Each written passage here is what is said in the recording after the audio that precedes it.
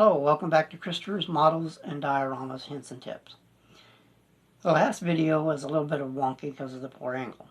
So I decided, well, I'm going to build something to help me make the videos a lot easier and a lot better. So what did I do?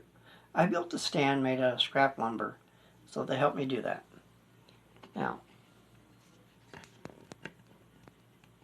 let's take this off here so that I can do that. And there you go.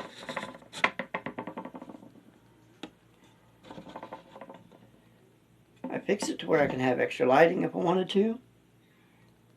It's nothing but simple scrap wood, rivets, and if you ever seen the back of any kind of hanging picture, you've seen that. It's simple, easy to build. And there we go. How's that? There we go. That's what this channel is about. Saving money on ways to build and still yet come up with great models and dioramas. Now, a lot of people think that you have to have an excessive amount of cash to build models and dioramas. Sometimes you're going to have to put in a few bucks to get the desired kit that you want. Prices have gone up on everything, and that does include plastic model kits and even figures like the T-Rex here in the background. But I'm going to show you how to save money on material so that you can build something like this or something close to it. Now, it looks expensive, but it's not. Total amount of money I spent to use on material to build this, and not just this, but several other kits, was maybe 30 bucks. At the very most, $30. From the water effect, the cattails, to the figures, even to the small turtle, and the ground color you're seeing here, even this boulder, the sticks, and even the flocking and material used to make the tree look like a real tree.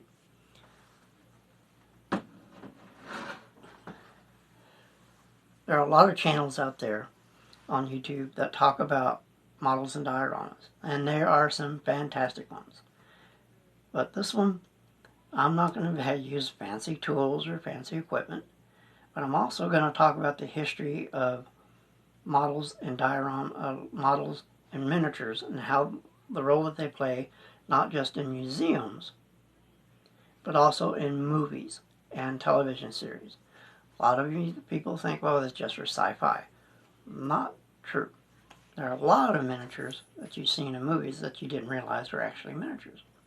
And we'll talk about that later on in a few videos. I'm going to leave a link below to one of my favorite YouTube channels that discusses just that. I'm going to interview some of the most famous miniature builders that were out there. And these guys have been in the business since the early 70s. A couple of them even go further back than that, I believe. They talk about the history, not so much as the history, but where they worked, when they started out, and the projects that they worked on. And a lot of movies they're going to name, you probably have seen in the theaters or on the internet streaming channels or cable television. So sit back, relax, and enjoy the videos as we start this interesting trip. Because I'm also, if I can get away with it, I gotta talk to them about it, gonna sit down and interview people about the importance that models and dioramas play in museums. And it should be interesting. It'll go along with the history. I have a lot of fun.